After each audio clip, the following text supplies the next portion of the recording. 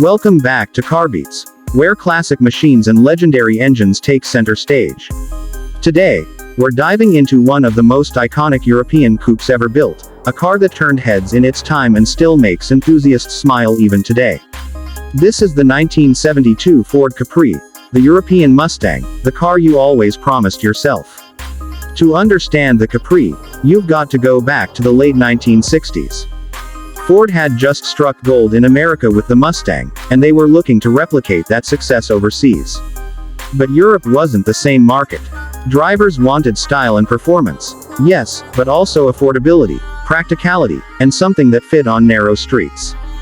That's where the Capri came in. Designed by American Philip T. Clark, the same man behind the Mustang, and built by Ford of Europe, the Capri aimed to offer the same sporty appeal in a more compact, more accessible package. When the Capri launched in 1969, it was an instant hit. It looked sleek, it was affordable, and it had a wide range of engine choices for different needs and budgets. But by 1972, Ford had refined the formula. The Capri of that year came with subtle improvements that really pulled the whole concept together.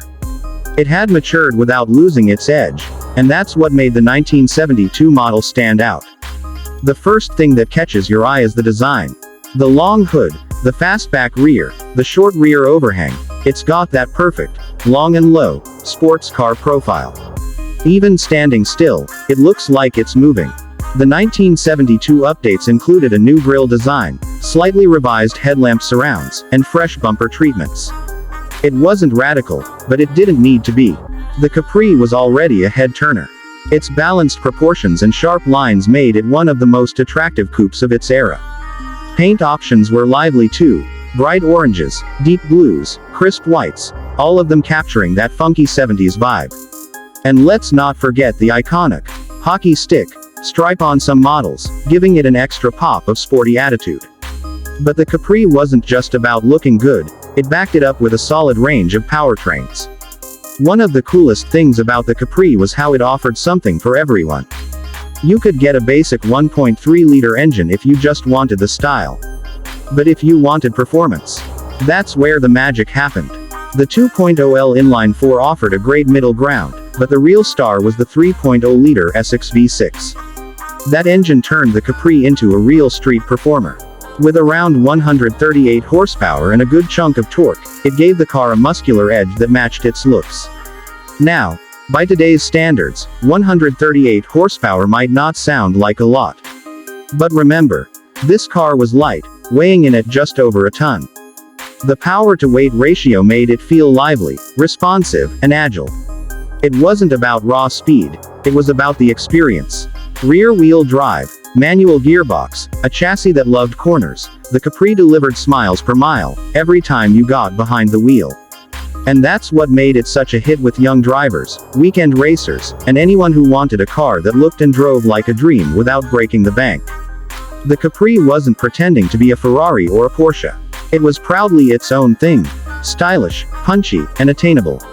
Inside the 1972 Capri, you'll find a cabin that's simple but perfectly suited to the car's spirit. The dashboard has a twin cowl design, with big analog dials, chrome accents, and a center stack angled toward the driver. It's not luxurious, it's focused.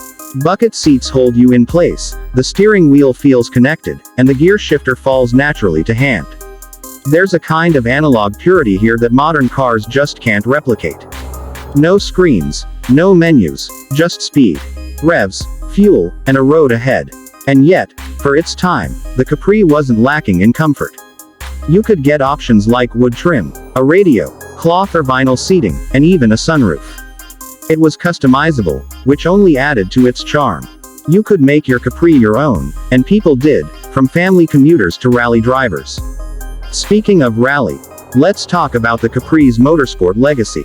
Ford pushed the Capri hard in touring car championships across Europe, and the car proved its mettle on the track. In the hands of skilled drivers, the Capri became a serious contender, winning races and building a reputation as more than just a pretty face. It had real racing DNA, and that translated into street cred. Enthusiasts loved it, and it became a tuner's dream, easily modifiable, rugged, and responsive. The Capri also found its way across the Atlantic. In the US, it was sold under the Mercury badge, still called the Capri, and marketed as a European alternative to the muscle cars dominating American roads. And while it never quite hit Mustang-level sales, it carved out a niche, especially among drivers looking for something a bit different, something sporty, but with a touch of European flair. As the years went by, the Capri evolved through multiple generations, but many fans still point to the early 70s models, like the 1972, as the purest expression of the original vision. They had the right mix of style, performance, and simplicity. No frills, just thrills. Today, the Capri is a bona fide classic. It's not just a car, it's a time capsule. It takes you back to a different era of driving, when the road was king and every drive felt like a mini adventure. The value of these cars has been steadily rising, especially for well-preserved or lovingly restored examples. And there's good reason for that. They're not just nostalgic. They're fun, they're beautiful, and they still make sense in a modern world obsessed with screens and sensors. Drive one, and you'll understand.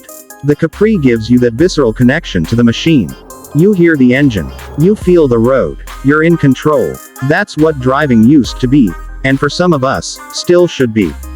So, whether you're a collector, a restorer, or just someone who appreciates a damn good car, the 1972 Ford Capri is one of those vehicles that leaves a lasting impression.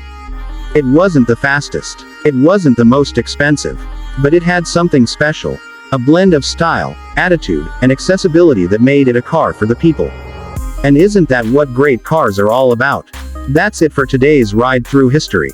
If you enjoyed this trip back to 1972 and want more classic car deep dives, restoration tips, and vintage performance stories, be sure to hit that like button and subscribe to Carbeats. We've got more chrome, more roar, and more stories coming your way. And hey, tell us in the comments, if you could take any classic for a spin today, would the Capri be on your list?